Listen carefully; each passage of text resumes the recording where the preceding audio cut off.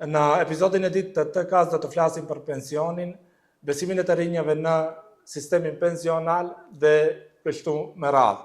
Kam derin që sonte të kem të ftuar krijetarin e Këshillit të ekspertëve të MAPAS, zotëri Remzi Bajramin, i cili do të na sqarojë më tepër për sistemin pensional në Republikën e Maqedonisë së Veriut. Zotëri Bajrami, mirë se erdhët. Mirë, mirë gjithë. Atëherë, nisa me të rinjët dhe pyetjen e parë do ta kem me të rinjët. Shpesh të rinjët tanë kanë dyshime dhe mosbesim në atë se pse duhet të kontribuoj, unë të paguaj kontributin pensional, kur nuk dihet nëse pas 20 ose 30 viteve do të gëzoj pensionin. Po, është fakt se të rinjt nuk kanë shumë njohuri në vendin tonë në lidhje me shtillën e dytë dhe shtillën e tretë. Këtu dështë të falenderoj edhe media që shumë na kanë përkrahur në këtë drejtim në lidhje me prezantime që kemi bërë në për shkollat e mesme në nivel republikan, që të mund të sa më shumë të informojmë opinionin. Do të thonë, çdo qytetar i mirë informuar shërben në një sistem të qëndrueshëm dhe stabil në shtet. Të rinjt duhet të kenë informim të qartë, adekuat dhe në kohë në lidhje me shtillën e dytë dhe shtillën e tretë të sistemit pensional.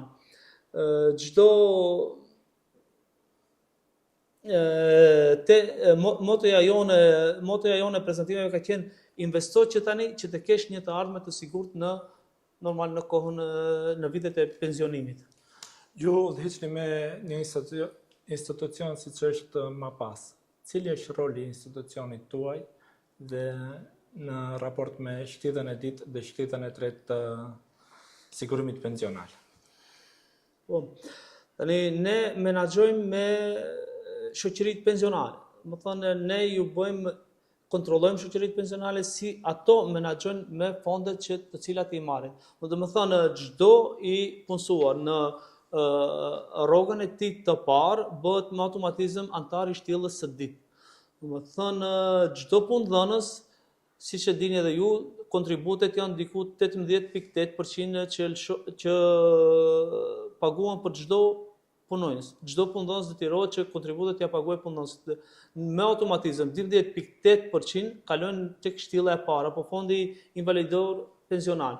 6% kalojnë tek shtilla e dytë pensionale, që është shtillë e detyrueshme.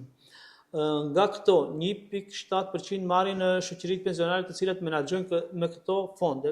Këto fonde investohen në 70% të tyre investohen në vendin tonë, në shtetin tonë, kurse 30% të tyre investohen në shtetet jashtme evropiane. Nga ato 70% investohen në berza, letra me vlerë, aksione të ndryshme. Ne, domethënë, çdo ditë kontrollojmë, kemi dy mënyra të kontrollit, kontroll në terren dhe kontroll që bëjmë indirekt. Kjo në fakt ishte edhe pyetja ime e radhës. Sa janë të sigurta këta fonde pensionale?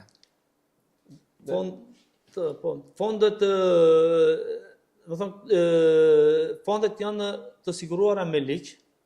Deri tash nuk ka ndonjë lëshim apo ndonjë rrezik të këtyre investimeve. Domethënë, ne i kontrollojmë çdo ditë. Kemi dy mënyra të kontrollave, kemi mënyrë në terren që shkojmë dhe i kontrollojmë shoqëritë se si menaxhojnë, si investojnë ato. Domethënë, çdo shoqëri do të ketë një plan për 7 vjet se si ajo do të investojë dhe do të menaxhojë me fondet të cilat i merr nga çdo antar i shtillës së dytë. Dhe mënyra e dytë e kontrollit është kontroll rutinë interne, që bëhet çdo ditë nga lokacionet e agjencionit. Kemi qasje direkte tek investimet dhe i kontrollojmë, domethënë përdorim edhe një software Refinitiv që me të cilën ne bazohemi se sa është e sigurt investimi në ato akcia apo në ato letra me vlerë. Edhe po që se rrezikohet, edhe pse nuk ka shans që të rrezikohen, por edhe po që se rrezikohen, këto janë të garantuara dhe me ligj. Domethënë të rinjt do të jenë rahat se këto fonde nuk guxon të keq përdoren, nuk guxon të rrezikohen dhe ato do të jenë të sigurta në xhiro llogaritë e tyre. Dim domethënë se në shtillën e parë i siguruari merr pensionin kur mbush moshën e pensionit. Kur mund ta tërheq pensionin në shtyllën e dytë dhe shtyllën e tretë? Një i siguruar i cili ka kontribuar në shtyllën e dytë dhe shtyllën e tretë të sigurimit pensional. Në shtyllën e dytë është e njëjta, domethënë në moshën e pensionimit, momentin që antari apo pensioneri plotson kushtet, merr statusin pensioner, ai atëherë edhe fillon të marrë edhe pensionin nga shtylla e dytë. Në rast se antari që ka qenë i shtyllës së dytë me moshën pensionale, ai nuk përmbush shtyllën, nuk e përmbush normën e pensionimit, domethënë nuk i ka 15 vjet stazh punës, ai atëherë mund këto pare t'i marrë për një herë ose të bëje marrëveshje që t'i marrë, domethënë sikur atij do t'i konvenojë. Ndoshta mund të t'i riinvestojë edhe një herë, t'i marrë në një kohë tjetër, domethënë është e drejta e tyre në bashkëpunim me shoqëritë pensionale. Domethënë siç është mosha 64 vjet për meshkuj dhe 62 për femën. Kurse tek shtylla e dytë, tek shtylla e tretë, domethënë 10 vjet para se me mbush moshën pensionale, ai mund t'i tërheq ato të ardhurat që janë grumbulluar në shtyllën e tretë. Domethënë për meshkujt 54 vjet, për femrat 52 vjet. Kurse vlen të theksohet se të ardhurat që grumbullohen nëpër xhiro llogarit, ato edhe trashëgohen. Nuk është sikur në shtyllën e parë. Domethënë në rastin të ndonjë fatkeqësie, këto fonde trashëgohen.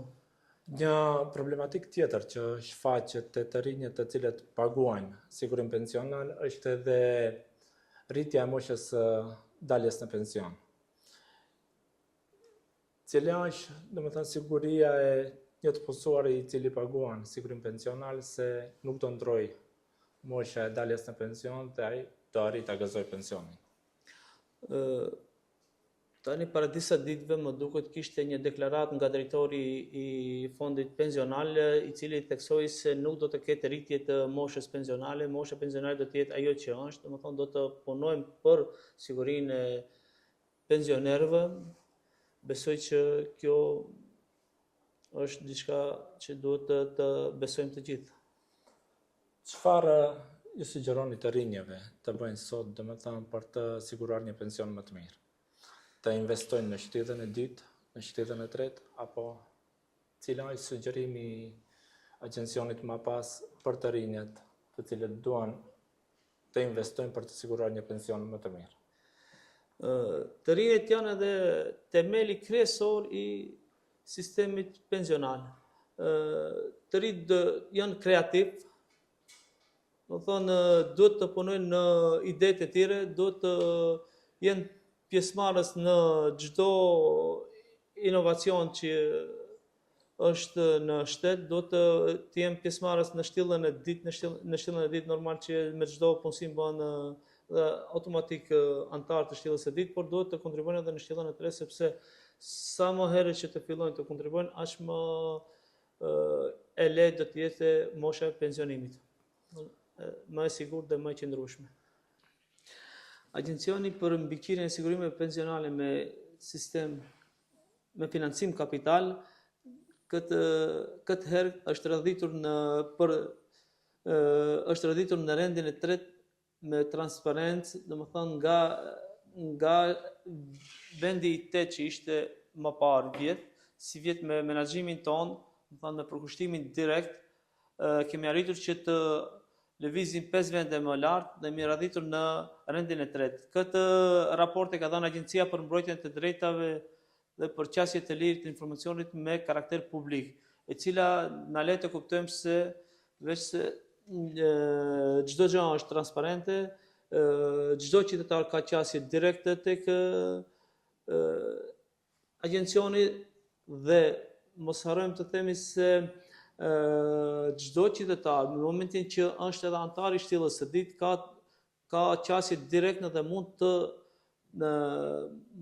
të shohë të ardhurat e tij, sa janë grumbulluar, ku janë investuar. Domethënë në vefaqen e mapasit ka një link ku thotë të provose në cilin shoqëri pensionale je antar.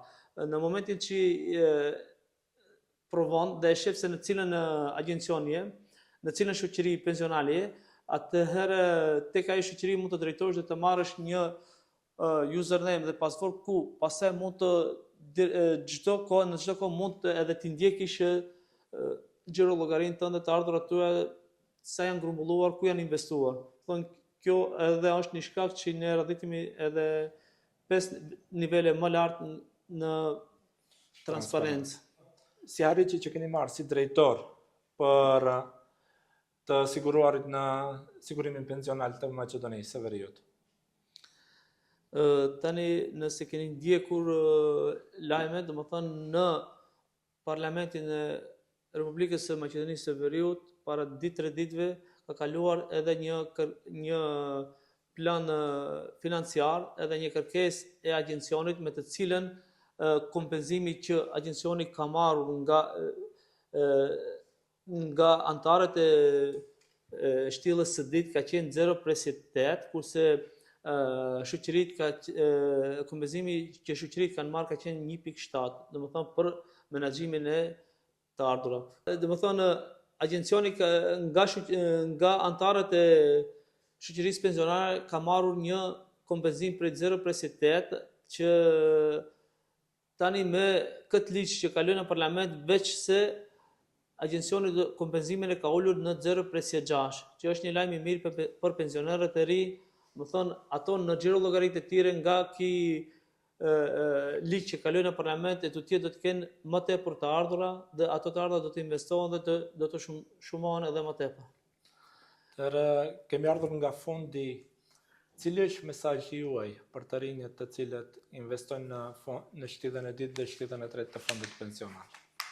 Pensioni është një temë të cilat duhet të diskutohet veçanërisht për moshat e reja. Domethënë të rinjt duhet ta kuptojnë se termi pensional nuk është term për shtillën e tretë, për moshën e cila është veç në pension. Domethënë të rinjt duhet të fillojnë të mendojnë që tani që të kenë në jetë të sigurt në momentin që do të arrijnë moshën për pension.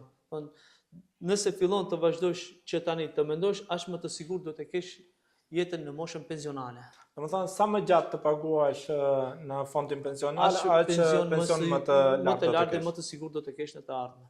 Mirë, unë ju falenderoj shumë zotri Bajrami për kohën dhe informacionet që ndat në podcastin e portalit Tetova 1 Tekast. Faleminderit edhe juve për mundësinë. Ishte kënaqësi. Faleminderit.